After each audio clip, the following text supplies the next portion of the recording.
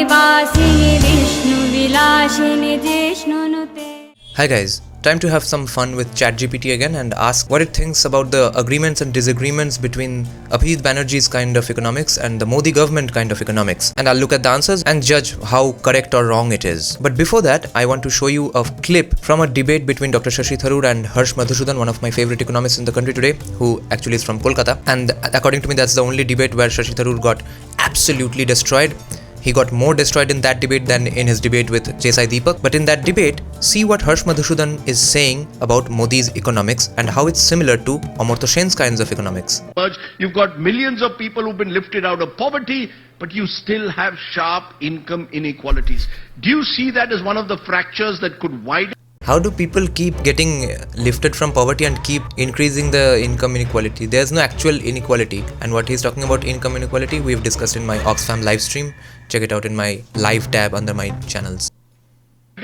In the next 25 years? Or do you believe that as the economy grows, quality is also lessening? So I think there are a couple of aspects there. Inequality per se and then opportunity/mobility. I think inequality, if you take a longer lens, Mughal period, British period, the Nehruvian socialist period, where of course a lot of the wealth at the top was not reported, by the way, because you had 97% taxes. I don't think inequality in that sense is increasing. In the last 20-30 years, perhaps yes. Remember, the top Indian talent pool is globally mobile. They can work in Bangalore and show up, inequality numbers, or they can go to San Francisco, in which case you lose the taxes, but the inequality number goes down. What would you rather have?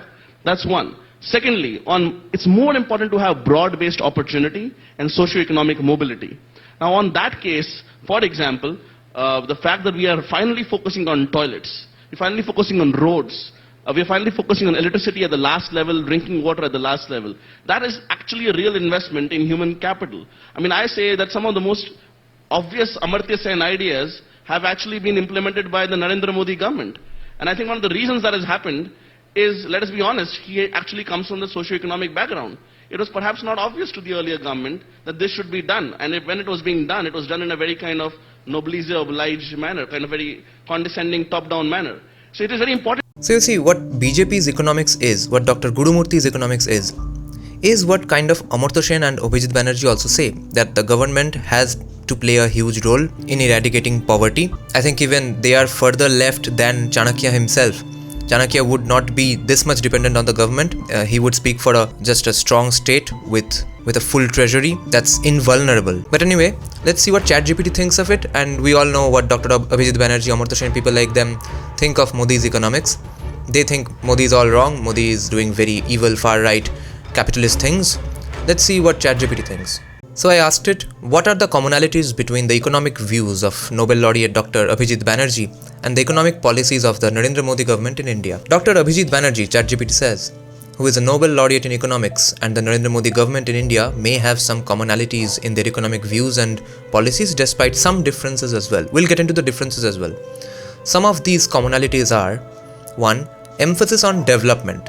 Because Abhijeet Banerjee, Amartya Sen, they are known as developmental economists. Development economists. Both Dr. Banerjee and the Modi government place a strong emphasis on promoting economic development and reducing poverty in India. Support for small businesses. Both parties have expressed support for small businesses and the role they play in promoting entrepreneurship and job creation in the country. Focus on financial inclusion. Both Dr. Banerjee and the Modi government have expressed the importance of financial inclusion and the need for more people to have access to formal financial services such as bank accounts and loans. Yes, I don't think the commies of the country know that, but we on this side of the political aisle know this has been one of the biggest achievements of this government. Promotion of digitalization. Both Dr. Banerjee and the Modi government have emphasized the importance of digitalization and the role of technology in promoting economic growth and improving governance. Actually, even Dr. Shashi Tharoor agrees with this.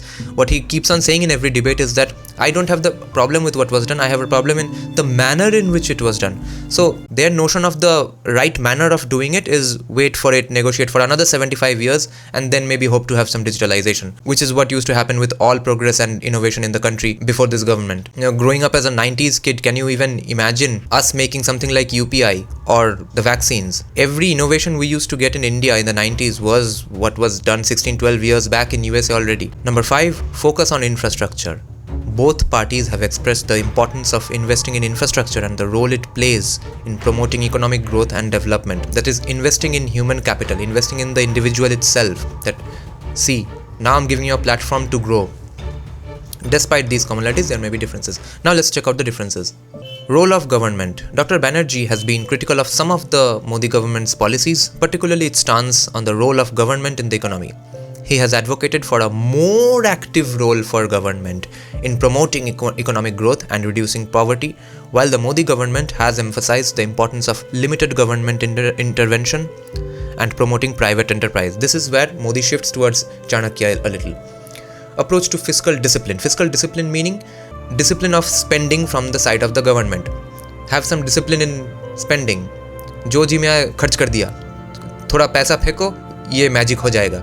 That's the view economists like Abhijeet, Banerjee, Amartya Sen and all communists have.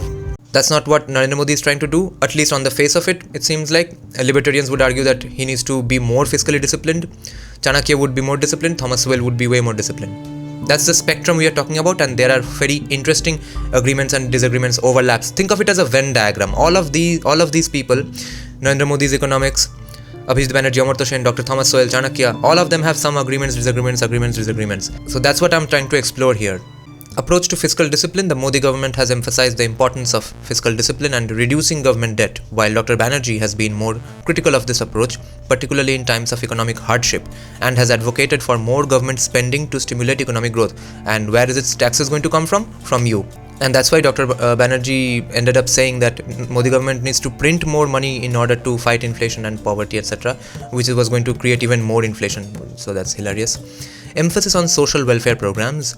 Dr. Banerjee has been a strong advocate of social welfare programs and the role they play in reducing poverty and promoting equality, while the Modi government has been more focused on promoting entrepreneurship and job creation as a way of reducing poverty. Like Yogi Adityanath says, wealth hai nahi, distribute kya karu? I need to create more jobs, then I'll distribute the wealth among the poor. Views on inequality. Dr. Banerjee has expressed concern about rising inequality in India. This is where your BS meter should go up. You must know any economist who talks about rising inequality in India does not know any economics that can actually help the country. This is how you know. This is how you know they are neo-commies. And the need for policies to address it, rising inequality. While the Modi government has emphasized the importance of promoting economic growth and creating jobs for all, they have completely ignored this narrative of rising income inequality in India. Approach to monetary policy. The Modi government has emphasized the importance of stable monetary policy and low inflation. क्या low inflation क्यों है? Because they didn't listen to Abhijeet Banerjee. Because the government didn't do stimulus check packages during COVID, as opposed to USA, which caused even more inflation. Because they didn't print more money to fight inflation, as Abhijeet Banerjee had suggested. While Dr. Banerjee has been more flexible in his views on monetary policy, especially in times of economic hardship, he's not been flexible, he has been dangerous. He has said dangerous things that could screw our country for decades, especially in times of economic hardship, and has advocated for more government spending to stimulate economic growth. Yeah, that would have been a suicide. So thank you for watching this video, and we'll keep on with this series of exploring different economic ideas from different sides of the political aisle. Jaya Jaya He Mahisha